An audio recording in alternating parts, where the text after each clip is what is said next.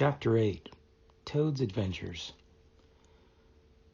When Toad found himself immured in a dank and noisome dungeon, and knew that all the grim darkness of a medieval fortress lay between him and the outer world of sunshine and well-metalled high roads where he had lately been so happy, disporting himself as if he had bought up every road in England, he flung himself at full length on the floor and shed bitter tears, and abandoned himself to dark despair. "This is the end of everything," he said. "At least it is the end of the career of Toad, which is the same thing. The popular and handsome Toad, the rich and hospitable Toad, the Toad so free and careless and debonair. How can I hope to be ever set at large again," he said, "who have been imprisoned so justly, for stealing so handsome a motor car in such an audacious manner, and for such lurid and imaginative cheek bestowed upon such a number of fat, red-faced policemen." Here his sobs choked him. "Stupid animal that I was," he said, "now I must languish in this dungeon, till people who were proud to say they knew me have forgotten the very name of Toad. Oh, wise old badger," he said. "Oh, clever, intelligent rat and sensible mole. What sound judgments, what a knowledge of men and matters you possess. Oh, happy and unforsaken Toad. With lamentations such as these, he passed his days and nights for several weeks, refusing his meals or intermediate light refreshments, though the grim and ancient jailer, knowing that Toad's pockets were well lined, frequently pointed out that many comforts and indeed luxuries could by arrangement be sent in, at a price, from outside. Now the jailer had a daughter, a pleasant wench and good-hearted, who assisted her father in the lighter duties of his post. She was particularly fond of animals, and besides her canary, whose cage hung on a nail in the massive wall of the keep by day, to the great annoyance of prisoners who relished an after-dinner nap, and was shrouded in an antimacassar on the parlor table at night, she kept several piebald mice and a restless revolving squirrel. This kind-hearted girl, pitying the misery of Toad, said to her father one day, "Father, I can't bear to see that poor beast so unhappy and getting so thin. You let me have the managing of him. You know how fond of animals I am. I'll make him eat from my hand, and sit up, and do all sorts of things." Her father replied that she could do what she liked with him. He was tired of Toad, and his sulks, and his airs, and his meanness. So that day she went on her errand of mercy, and knocked at the door of Toad's cell. "Now cheer up, Toad," she said coaxingly, on entering, "and sit up and dry your eyes, and be a sensible animal, and do try and eat a bit of dinner. See, I've brought you some of mine, hot from the oven." It was bubble and squeak between two plates, and its fragrance filled the narrow cell. The penetrating smell of cabbage reached the nose of Toad as he lay prostrate in his misery on the floor, and gave him the idea for a moment that perhaps life was not such a blank and desperate thing as he had imagined. But still he wailed and kicked with his legs, and refused to be comforted. So the wise girl retired for the time, but of course a good deal of the smell of hot cabbage remained behind, as it will do, and Toad, between his sobs, sniffed and reflected, and gradually began to think new and inspiring thoughts, of chivalry and poetry, and deeds still to be done, of broad meadows and cattle browsing in them, raked by sun and wind, of kitchen gardens and straight herb borders, and warm snapdragon beset by bees, and of the comforting clink of dishes set down on the table at Toad Hall, and the scrape of chair legs on the floor as everyone pulled himself close up to his work. The air of the narrow cell took a rosy tinge. He began to think of his friends, and how they would surely be able to do something, of lawyers and how they would have enjoyed his case, and what an ass he had been not to get in a few, and lastly he thought of his own great cleverness and resource, and all that he was capable of if he only gave his great mind to it, and the cure was almost complete.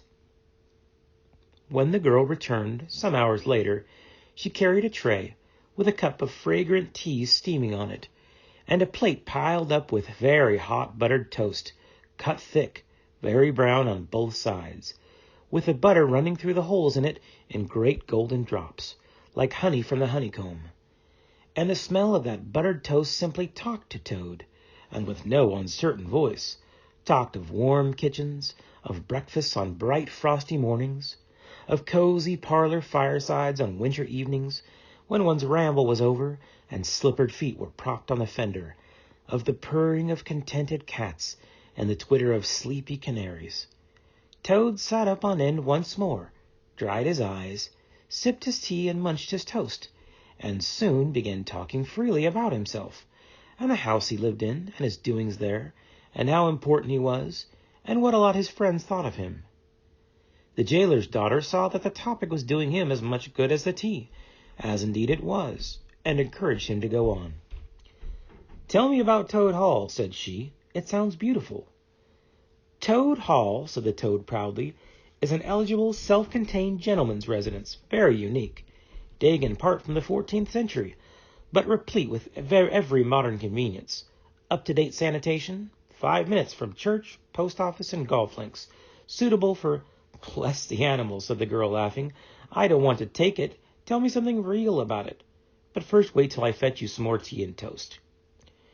She tripped away and presently returned with a fresh trayful, and Toad, pitching into the toast with avidity, his spirits quite restored to their usual level, told her about the boathouse and the fish pond and the old walled kitchen garden, and about the pigsties and the stables and the pigeon house and the hen house, and about the dairy and the wash house and the china cupboards and the linen presses, she liked that bit especially, and about the banqueting hall and the fun they had there when the other animals were gathered round the table and Toad was at his best, singing songs, telling stories, carrying on generally.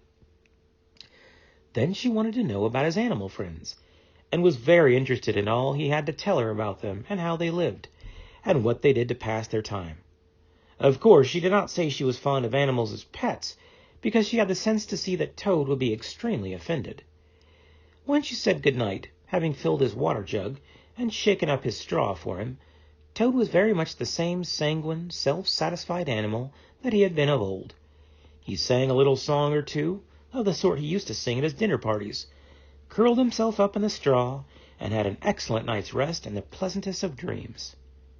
They had many interesting talks together after that, as the dreary days went on, and the jailer's daughter grew very sorry for Toad, and thought it a great shame that a poor little animal should be locked up in prison for what seemed to her a very trivial offense.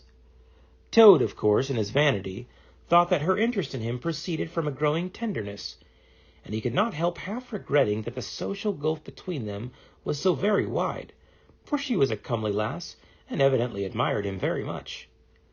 One morning the girl was very thoughtful, and answered at random, and did not seem to Toad to be paying proper attention to his witty sayings and sparkling comments. "Toad," she said presently, "just listen, please. I have an aunt who is a washerwoman."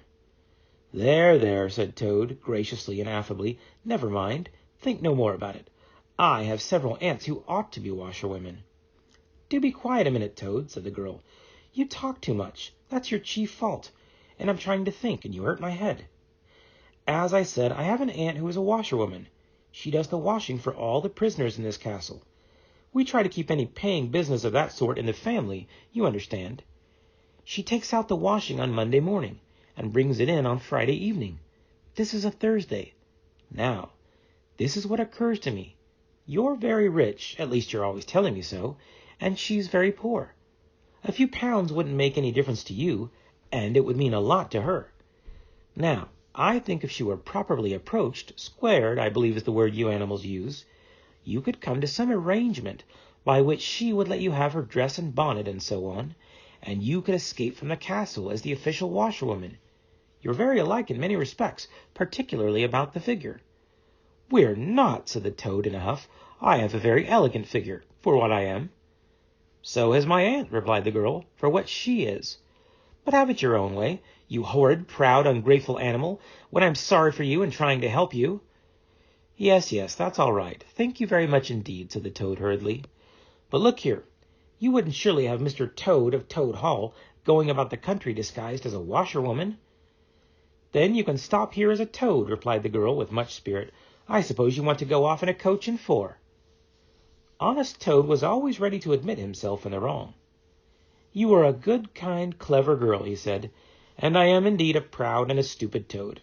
Introduce me to your worthy aunt, if you will be so kind, and I have no doubt that the excellent lady and I will be able to arrange terms satisfactory to both parties.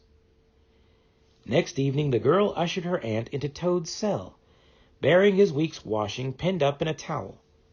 The old lady had been prepared beforehand for the interview, and the sight of certain gold sovereigns that Toad had thoughtfully placed on the table, in full view, practically completed the matter and left little further to discuss.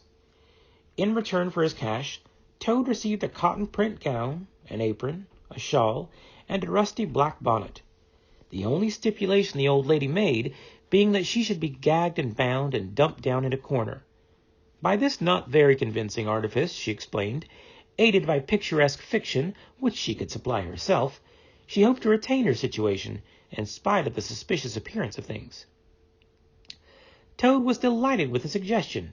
It would enable him to leave the prison in some style, and with his reputation for being a desperate and dangerous fellow untarnished, and he readily helped the jailer's daughter to make her aunt appear as much as possible the victim of circumstances over which she had no control. "Now it's your turn, Toad," said the girl. "Take off that coat and waistcoat of yours. You're fat enough as it is." Shaking with laughter, she proceeded to hook and eye him into the cotton print gown, arranged the shawl with a professional fold, and tied the strings of the rusty bonnet under his chin. "You're the very image of her," she giggled, "only I'm sure you never looked half so respectable in all your life before. Now goodbye, Toad, and good luck. Go straight down the way you came up, and if anyone says anything to you, as they probably will, being but men, you can chaff back a bit, of course, but remember you're a widow woman, quite alone in the world with a character to lose." With a quaking heart, but as firm a footstep as he could command, Toad set forth cautiously on what seemed to be a most harebrained and hazardous undertaking. But he was soon agreeably surprised to find how easy everything was made for him, and a little humbled at the thought that both his popularity and the sex that seemed to inspire it were really another's. The washerwoman's squat figure in its familiar cotton print seemed a passport for every barred door and grim gateway. Even when he hesitated, uncertain as to the right turning to take, he found himself helped out of his difficulty by the warder at the next gate, anxious to be off to his tea, summoning him to come along sharp and not keep him waiting there all night. The chaff and the humorous sallies to which he was subjected, and to which, of course, he had to provide prompt and effective reply, formed indeed his chief danger. For Toad was an animal with a strong sense of his own dignity, and the chaff was mostly, he thought, poor and clumsy, and the humor of the sallies entirely lacking. However, he kept his temper, though with great difficulty, suited his retorts to his company and his supposed character, and did his best not to overstep the limits of good taste. It seemed hours before he crossed the last courtyard, rejected the pressing invitations from the last guardroom, and dodged the outspread arms of the last warder, pleading with simulated passion for just one farewell embrace.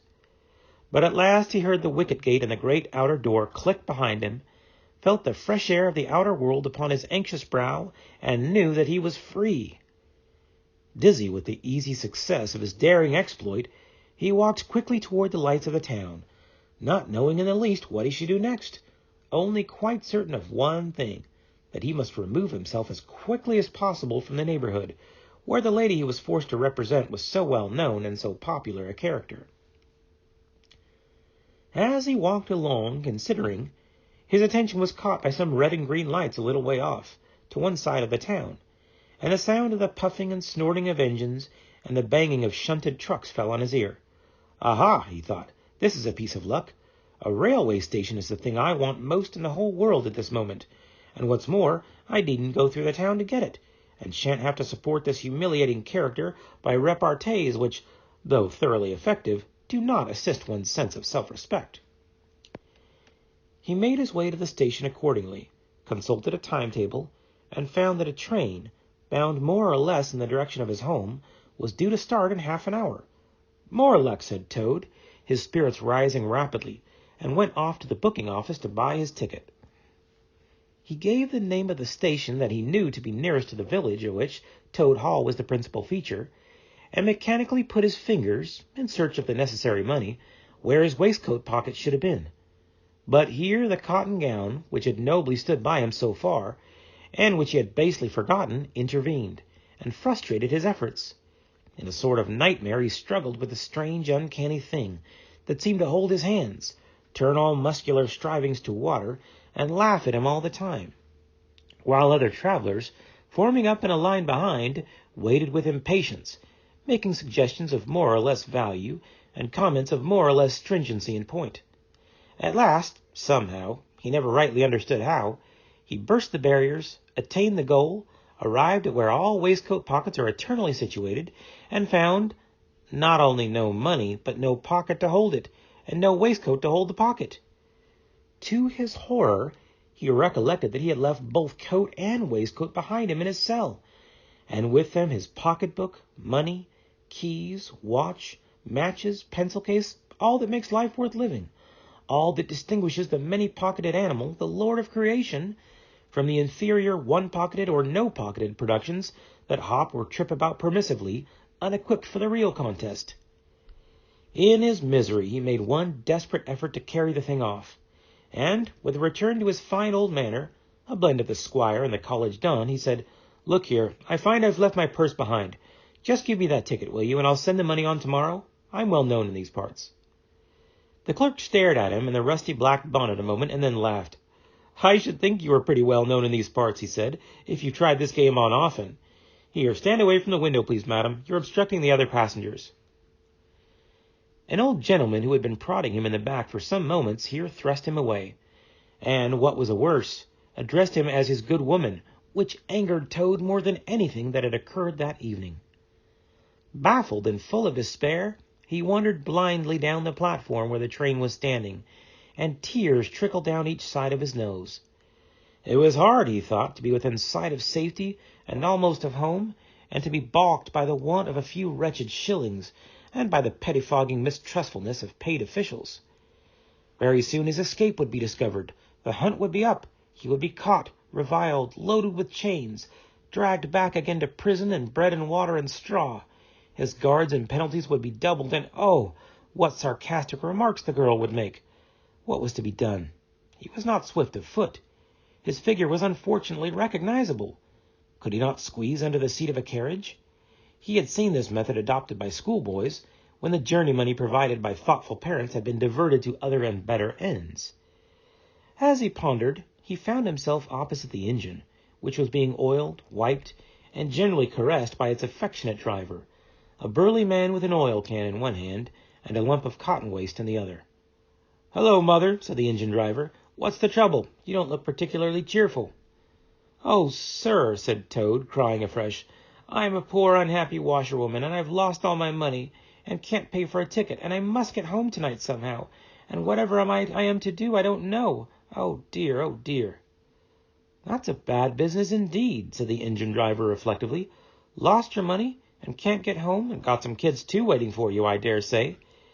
"Any amount of 'em," sobbed Toad, "and they'll be hungry, and playing with matches, and upsetting lamps, the little innocents, and quarreling and going on generally. Oh, dear, oh, dear." "Well, I'll tell you what I'll do," said the good engine driver.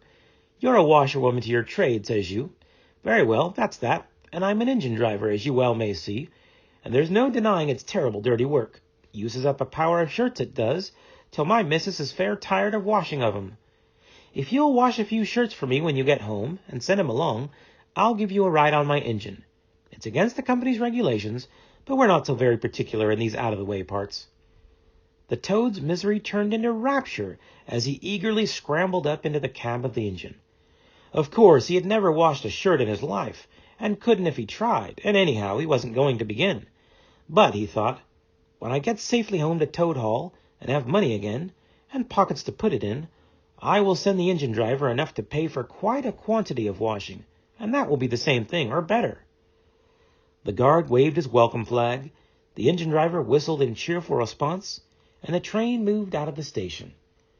As the speed increased, and the Toad could see on either side of him real fields and trees, and hedges and cows and horses, all flying past him, and as he thought how every minute was bringing him nearer to Toad Hall, and sympathetic friends, and money to chink in his pocket, and a soft bed to sleep in, and good things to eat, and praise and admiration at the recital of his adventures and his surpassing cleverness, he began to skip up and down and shout and sing snatches of song, to the great astonishment of the engine driver, who had come across washerwomen before, at long intervals, but never one at all like this. They had covered many and many a mile, and Toad was already considering what he would have for supper as soon as he got home, when he noticed that the engine driver, with a puzzled expression on his face, was leaning over the side of the engine and listening hard. Then he saw him climb onto the coals and gaze out over the top of the train. Then he returned and said to Toad, "It's very strange. We're the last train running in this direction tonight, yet I could be sworn that I heard another following us." Toad ceased his frivolous antics at once. He became grave and depressed, and a dull pain in the lower part of his spine, communicating itself to his legs, made him want to sit down and try desperately not to think of all the possibilities. By this time the moon was shining brightly, and the engine driver, steadying himself on the coal, could command a view of the line behind them for a long distance. Presently he called out, "I can see it clearly now. It is an engine on our rails, coming along at a great pace. It looks as if we were being pursued." The miserable Toad, crouching in the coal dust, tried hard to think of something to do, with dismal want of success. "They are gaining on us fast," cried the engine driver, "and the engine is crowded with the queerest lot of people. Men like ancient warders waving halberds, policemen in their helmets waving truncheons, and shabbily dressed men in pot hats, obvious and unmistakable plainclothes detectives, even at this distance, waving revolvers and walking sticks, all waving and all shouting the same thing, 'Stop! Stop! Stop!'" Then Toad fell on his knees among the coals, and, raising his clasped paws in supplication, cried, "Save me, only save me, dear kind Mr. Engine Driver, and I will confess everything. I am not the simple washerwoman I seem to be. I have no children waiting for me, innocent or otherwise. I am a Toad, the well-known and popular Mr. Toad, a landed proprietor. I have just escaped, by my great daring and cleverness, from a loathsome dungeon into which my enemies had flung me. And if those fellows on that engine recapture me, it will be chains and bread and water and straw and misery once more for poor, unhappy, innocent Toad." The engine driver looked down upon him very sternly and said, "Now tell the truth. What were you put in prison for?" "It was nothing very much," said poor Toad, coloring deeply. "I only borrowed a motor car while the owners were at lunch. They had no need of it at the time. I didn't mean to steal it, really, but people, especially magistrates, take such harsh views of thoughtless and high-spirited actions." The engine driver looked very grave and said, "I fear that you have been indeed a wicked Toad, and by rights I ought to give you up to offended justice. But you are evidently in sore trouble and distress, so I will not desert you. I don't hold with motor cars, for one thing, and I don't hold with being ordered about by policemen when I'm on my own engine, for another. And the sight of an animal in tears always makes me feel queer and soft-hearted. So cheer up, Toad. I'll do my best, and we may beat them yet." They piled on more coals, shoveling furiously. The furnace roared, the sparks flew, the engine leapt and swung, but still their pursuers slowly gained. The engine driver, with a sigh, wiped his brow with a handful of cotton waste, and said, "I'm afraid it's no good, Toad. You see, they are running light, and they have the better engine. There's just one thing left for us to do, and it's your only chance, so attend very carefully to what I tell you. A short way ahead of us is a long tunnel, and on the other side of that the line passes through a thick wood. Now, I will put on all the speed I can while we are running through the tunnel, but the other fellows will slow down a bit, naturally, for fear of an accident. When we are through, I will shut off steam and put on brakes as hard as I can, and the moment it's safe to do so, you must jump and hide in the wood before they get through the tunnel and see you. Then I will go full speed ahead again, and they can chase me if they like for as long as they like and as far as they like. Now mind and be ready to jump when I tell you." They piled on more coals, and the train shot into the tunnel, and the engine rushed and roared and rattled, till at last they shot out at the other end into fresh air in the peaceful moonlight, and saw the wood lying dark and helpful upon either side of the line. The driver shut off steam and put on brakes. The Toad got down on the step, and as the train slowed down to almost a walking pace, he heard the driver call out, "Now jump!" Toad jumped, rolled down a short embankment, picked himself up unhurt, scrambled into the wood, and hid. Peeping out, he saw his train get up speed again and disappear at a great pace. Then out of the tunnel burst the pursuing engine, roaring and whistling, her motley crew waving their various weapons and shouting, "Stop! Stop! Stop!" When they were past, the Toad had a hearty laugh, for the first time since he was thrown into prison. But he soon stopped laughing when he came to consider that it was now very late and dark and cold, and he was in an unknown wood, with no money and no chance of supper, and still far from friends and home, and the dead silence of everything, after the roar and rattle of the train, was something of a shock. He dared not leave the shelter of the trees, so he struck into the wood, with the idea of leaving the railway as far as possible behind him. After so many weeks within walls, he found the woods strange and unfriendly and inclined, he thought, to make fun of him. Night-jars, sounding their mechanical rattle, made him think that the wood was full of searching warders, closing in on him. An owl, swooping noiselessly towards him, brushed his shoulder with its wing, making him jump with the horrid certainty that it was a hand, then flitted off moth-like, laughing its low "hoo, hoo, hoo," which Toad thought in very poor taste. Once he met a fox, who stopped, looked him up and down in a sarcastic sort of way, and said, "Hello, washerwoman. Half a pair of socks and a pillowcase short this week. Mind it doesn't occur again," and swaggered off, sniggering. Toad looked about for a stone to throw at him, but could not succeed in finding one, which vexed him more than anything. At last, cold, hungry, and tired out, he sought the shelter of a hollow tree, where with branches and dead leaves he made himself as comfortable a bed as he could, and slept soundly till the morning.